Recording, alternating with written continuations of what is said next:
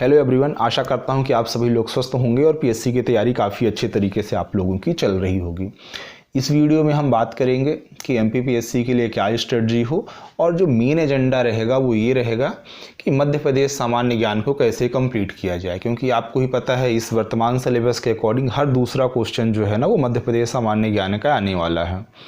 तो पहले ये स्ट्रेटजी ये रखते हैं कि आपने जो भी अभी नोट्स बनाई है उसका रिवीजन करिए, और स्पेशली जिन लोगों ने नोट्स नहीं बनाई है वो लोग मध्य प्रदेश सामान्य ज्ञान की कम से कम 2 टाइप की किताब रखें। एक जो काफ़ी मोटी हो, जिसमें चीज़ें अच्छे तरीके से एक्सप्लेन की गई हों, जैसे कि तथ्यवाण हो गई, ठीक है। और एक ऐसी किताब जो बहुत उपयोगी साबित होगी, पतली सी 150 रुपये के आसपास, 100 रुपये के आसपास, जो पुणेकर महावीर या अरिहंत वगैरह की जो छोटी वाली किताब आती है उसको रखिए आप। और मेरे ख्याल से यही किताब जो है ना आपको पीएससी में सेलेक्ट करवा सकती है अगर आपने इसे 2 से 3 बार पढ़ लिया। अब कैसे पढ़ना है ये मैं आपको पहले बता दूं। आपका डेली का टारगेट ये हो कि जब मैं इसको पढूं तो मेरे पास पेन कॉपी हो, ताकि ऐसी चीज़ें जो मैं भूल सकता हूँ उसको कीवर्ड्स के फॉर्म में आपको लिख लेना चाहिए। और डेली का टारगेट बनाइए, जैसे एमपीजी के कोई भी किताब लगभग 30 से ज़्यादा चैप्टर रहते हैं। आपका टारगेट हो कि एक दिन में मुझे कम से कम 2 चैप्टर पढ़ने हैं, ठीक है। पतली वाली किताब के 3 चैप्टर भी हो जाते हैं बड़े आराम से, लेकिन मैं 2 मान के चलता हूँ। तो ये मान के चलिए 15 दिन में आपकी ये किताब जो है ना, जैसे अरिहंत या फिर महावीर की जो पतली वाली आती है उसको लीजिए, ख़त्म हो जाएगी। साथ में जिस दिन आप जो चैप्टर पढ़े, मान लीजिए मध्य प्रदेश सामान्य ज्ञान आपने पढ़ा, सामान्य परिचय पढ़ा, उसका कौन सा जिला किस संभाग में है, मध्य प्रदेश का राज्य पशु क्या है, राज्य पक्षी क्या है, इस तरह के छोटे छोटे क्वेश्चन आते हैं। उसकी थ्योरी पढ़ने के बाद तुरंत ऑब्जेक्टिव लगाइए, और ऑब्जेक्टिव जो आपसे गलत हो रहे हैं उनको मार्क कर लीजिए, और शाम को उनको दोबारा देखिए। क्योंकि आपने अगर पीएससी के प्रीवियस ईयर पेपर देखे होंगे तो ये गारंटी से आपको लगा होगा पेपर बहुत आसान है, लेकिन उन आसान प्रश्नों में से भी आपके कुछ गलत हुए होंगे, ठीक। तो वो गलत नहीं कहना चाह रहे हैं, तो मैक्सिमम रिवीजन और मैक्सिमम प्रैक्टिस। तो रिवीजन करने के लिए कोई भी सोर्स जो है पतला सा, जैसे कि पुणेकर की किताब आती है, महावीर की जो पतली वाली किताब है उसको लीजिए, और एक ऑब्जेक्टिव किताब रखिए। सुबह आप थ्योरी पढ़िए, शाम को आप प्रैक्टिस करिए। सुबह फिर थ्योरी, शाम को प्रैक्टिस, और प्रैक्टिस के बाद जो क्वेश्चन गलत हुए हैं उनको टिक कर लीजिए, और कीवर्ड्स के फॉर्म में आपको उसको लिख लेना है। तो ये हो गया एमपीजीके के लिए। दूसरा जो सबसे इम्पॉर्टेंट एमपीजीके के बाद ध्यान रखिएगा वो है करंट अफेयर। इलेक्शन का साल है, ये मान के चलिए आप कि जब चुनाव वगैरह होता है तो सरकार का उद्देश्य रहता है कि अपनी योजनाओं को ज़्यादा से ज़्यादा प्रचारित कर सके। और जो एग्ज़ाम है वो भी एक कहना चाहिए मैनिफेस्टो के रूप में ही है। जो क्वेश्चन आ जाएगा वो बच्चे लोग कभी नहीं भूलेंगे।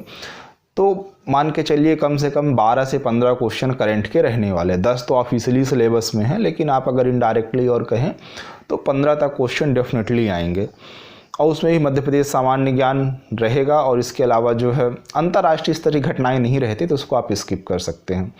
तो इसके लिए कुछ टॉपिक मैं आपको बता रहा हूँ। एक वर्ल्ड कप को देख लीजिए, इसके अलावा टेनिस के जो 4 टूर्नामेंट होते हैं उसको देखना है, नोबेल पुरस्कार को देखना है, ऑस्कर को देखना है, और जो राष्ट्रीय स्तर के खेल सम्मान है, मतलब मेजर ध्यानचंद खेल रत्न पुरस्कार, और इसके साथ में जो पद्म भूषण वगैरह दिए गए हैं उसकी पूरी लिस्ट।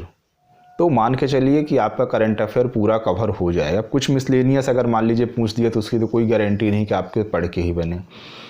अब बाकी यूनिटों कैसे किया जाए, जैसे कि आपकी जो हिस्ट्री, ज्योग्राफी, इकोनॉमी और पॉलिटिक यूनिट हो गई, इसके लिए मेरे ख्याल से थ्रू द पॉइंट कवर करिए, या सबसे अच्छा तरीका यह है लूसेंट की आपके पास किताब है, मैक्सिमम टॉपिक वहाँ पे आपको मिल जाएंगे।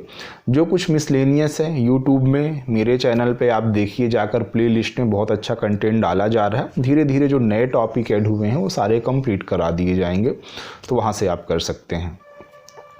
आपकी लास्ट स्ट्रेटजी ये होनी चाहिए कि जितना भी सिलेबस है मैं मार्च में कंप्लीट कर लूँ। मोटे तौर पे एक बार आपको मार्च में सिलेबस को किसी तरह से कर लेना है। वो तभी हो पाए जब आपका सोर्स लिमिटेड हो। आप मोटी मोटी स्टैंडर्ड किताबें लेंगे, कुछ नहीं होने वाला है। और प्रीलिम्स बहुत आसान है, मतलब आप अगर 2 बार रिवीजन कर लिए तो डेफिनेटली क्लियर हो जाएगा। तो ये सोर्स को छोटा करिए, मार्च में आपका सिलेबस पूरा हो जाए, अप्रैल में डेली प्रैक्टिस करिए। आपका टारगेट ये रहे कम से कम 2 फुल लेंथ मुझे करना है और चैप्टर वाइज ऑब्जेक्टिव, मतलब पर डे 300 क्वेश्चन लगाने का टारगेट होना चाहिए 1 अप्रैल से लेकर 20 अप्रैल तक। अंतिम जो 7 दिन बचेंगे उसमें कोई भी हमें जो है ना प्रैक्टिस नहीं करनी है, सिर्फ करंट अफेयर और बाकी मैक्सिमम चीज़ें जो है उसका रिवीजन करते रहिए। 24 तारीख 25 तारीख को फुल लेंथ या प्रैक्टिस वगैरह करेंगे, कोई क्वेश्चन नहीं बनेगा, मोरल डाउन हो जाएगा कि अब कैसे किया जाए। और उस समय तक जो है ना एडमिट कार्ड भी आ गए होंगे, 20 तारीख को एडमिट कार्ड आ जाएगा, तो मेरे हिसाब से एडमिट कार्ड के बाद जो है ना टेस्ट वगैरह ना देकर सिर्फ और सिर्फ रिवीजन करना चाहिए। तो चलिए अगला वीडियो जो होगा उसमें टेस्ट कैसे देना है इस बारे में हम डिस्कस करेंगे। वीडियो कैसा लगा जरूर बताइएगा, चैनल को सब्सक्राइब करिए। Thank you, bye.